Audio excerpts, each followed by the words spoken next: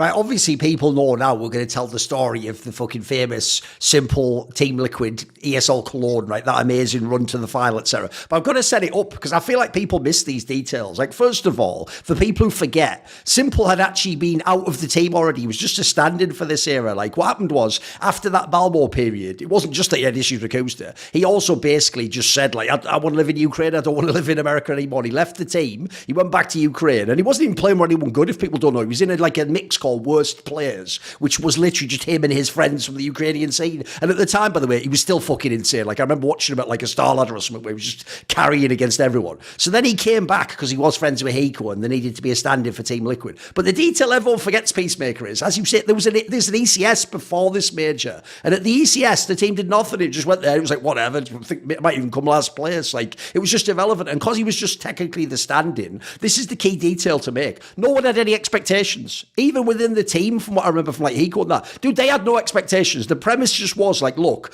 we needed a stand-in. He is like the best possible stand-in. Like, let's just sort of hope, like, let's just hope it goes well. And so I remember famously, people always, this is one detail I notice fans always like delete from their memory. Everyone thinks I'm mega biased, right? Well, everyone knows I love s1mple. I was friends with Hiko. You can go and watch this major, dude. I predicted against you every single match. Like, I'm not even joking. You guys weren't even supposed to get out of that group. That group was fucking stacked. They had like Nico Mouse Sports in. Like, that was a banging group. I think Envy or something. Like, not only were we not supposed to get out the groups, there's no way you're supposed to beat Na'Vi. Na'Vi's one of the best teams in the world. And then Fnatic, forget about it, mate. That was like all the legendary players were all the majors. Like, this is one of the craziest runs I've ever seen, dude. Like, I remember watching it and just being like, is this real life? Like, what's going on here? It's why, if people don't know, I mean, this is actually part of what sort of let me look like a genius now by saying s1mple was going to be like the greatest player ever. Because I remember just watching that tournament and be like, if this guy doesn't become the best ever, then what's the point? Look at the eye test. It's unbelievable. So, the reason I set it up like that, Peacemaker, is give me some of the background on this. Like, what happens? You bring in a guy as a stand-in who's like, he's not going to be there permanently as well. He's just coming in for these two tournaments. Like, how does this miracle run come out of this? What happened? What allowed this to happen? I think it was funny because like when we brought s1mple to the team, I think it was very clear for all of us, as you said, that he wouldn't be permanent. But I remember that Hiko used to be very connected with s1mple. So when I talked with Hiko a few times, Hiko was always like, "Oh mate, if we're able to win the major or do great at the major, maybe I can get s1mple to stay, right. Convince him to stay and stuff like that." So I was like, "Yeah, I mean that would be pretty good for us." But and then always there was also like this personality clashes between s1mple and some of the players. I think Elige and stuff like that, like they didn't get along very well. So it was challenging to manage those personalities. But when we brought s1mple to the team, as you said, we had no real big expectations or anything like that. One thing that helped a lot, again, the loss at the ECS did help us a lot in terms of like the way we would prepare for the major. It gave us a lot of it gave us an opportunity to try a couple different things during that event that we would maybe try at the major, and we actually switched some of the stuff because of that loss in that tournament. But one thing that helped us a lot, and I don't know exactly why or how it happened, but we had a boot camp in prior to ECS. We had like, I don't know, a 12 days boot camp or 10 days boot camp or something like that with s1mple. And we were basically like playing a lot of hours. Like, I mean, it was 10 to 12 hours a day of Counter-Strike or something like that. And after we're done with that boot camp, like I promise you, like I never had a boot camp with so much success as we had in that one. Like, we're just basically shutting down everyone. We're winning against every single team. And after the boot camp was over, we're just like, I don't know, like, is this like, if we're able to pull these performances on at the major, then that's it. Like, we're going to win against everyone. So we're super, super confident after the bootcamp. And in that bootcamp as well, it wasn't like a fairy tales or anything like that. We had a lot of issues, like especially, with personalities and stuff like that. Like, I remember s1mple, for example, he was a completely different personality as he is right now, right? And s1mple was super dedicated. Even as a standing, like that, I got to give credit to the guy. Like, he was probably like first guy waking up, last guy going out of the room every single day. But he was crazy. Like, he was like, it was hard to keep up because like he wanted, even though he was standing, he wanted to prove himself so much that it was hard for the others to follow up. And it was even harder for me to like understand like what was happening basically. And the biggest challenge with s1mple was that since he wasn't a part of like the team, like on a permanent basis, it's not like he was doing stuff for the team and stuff like that. I remember a lot of the times we're going over tactics and the way we wanted to play and stuff like that. And it was just like, whatever, dude, I'm just gonna do my own thing. Like I don't care about what you guys are saying. I want to play my own game. So there was actually a lot of maps and a lot of tactics that we had back in the days. It was just like 4 guys very aligned on the same page about what we're doing, and then s1mple had freedom to do whatever the hell he wants to do, just because like that way we would make him comfortable, and we would be aligned, and we would feel comfortable that way as well as a team. So I think it would be a completely different story if we try to push s1mple and be like, hey s1mple, like you're standing, you have to be with us, you have to go over tactics, you have to do stuff. If we pushed him to do all those things, I think he wouldn't have the performance he had at the major.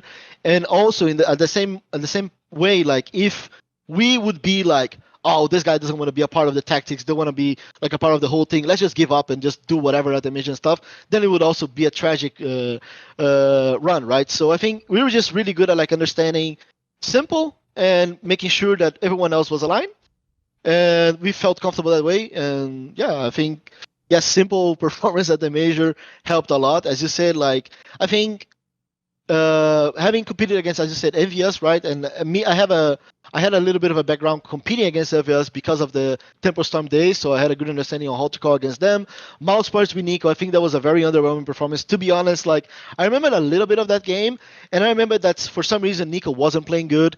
Like, to be fair, I think Nico was already a superstar back in the day, like super talented, and I don't think he had a good game. Maybe if he actually had a good game in that series, it would be a different story. I think he just had an off day, like they were just not playing as good as they should. That helped us a little bit. And then, yeah, going against Navi and Fnatic and stuff like that, I think, once again, I think we had a really good understanding on how to compete against those teams. Also because we have practiced against those teams a lot in the bootcamp. And again, we just gained so much confidence and understanding of like which way we should call and play against each one of those styles. Because back in the days, you could like the Fnatic way of playing was completely different than the way Navi used to play, right? And we just had a really, really good understanding of how we should play against that specific way of Counter-Strike. Yeah, that was mainly it. You said there, like, essentially use like the classic style of like you just let s1mple do whatever he wants, that we'll sort of like play real Counter-Strike over here, right? Give me a sense of like when you have s1mple on your team, is he like, what's his vision of how he's going to play the game? I think for s1mple, it's like this. He's it's hard to describe it because like he has a very good feeling of the game. And I even said it in the broadcast during the major that s1mple for me is one of those players that he feels the game a lot. And if you play scared against him, if he feels like he has space to do whatever the fuck he wants to do and have space to do all his peaks and feel comfortable in the game, that's when s1mple just pops off. And it has been like this ever since I met him, when I coached him. And yes, he has developed a lot and he has been the best player in the world, like in my opinion, and has proven himself. But I think the main thing about s1mple is that he's super dedicated. Like again, people just see s1mple as like as a super talented player, like gifted or whatever. Like, oh my god, this guy is insane. But s1mple does put a lot of hours into the game, a lot of hours, and he did dedicate himself a lot to the game back in the days to be able to be where he is right now. And I think that helped a lot. And the biggest challenge for s1mple from back in the days to today was mainly, I think the biggest challenge for him was, again, his personality, being away from family, just like Phelps, for example. You know, it was hard for him to be out of Ukraine, away from his family and stuff. And I think he was able to, over time, understand what was needed and found the right balance in his life. And that helped him to find balance in Counter-Strike as well. Like nowadays, he's super consistent. But it's just hard. Like the way s1mple sees the game is that, like, I don't know nowadays. I think it actually has changed a lot. But back in the days, like he already knew, in my opinion, he already knew that he was ahead of a lot of the players. So he knew that he had the potential to carry Liquid, to carry over the team, and he was just a lot better than a lot of those players individually. So I think it was right. It was a good choice for him to have that personality to be like, you know, I wanna do my own thing because I am able to shut down those players, you know, because I'm just way better individually than them. And I think he proved that.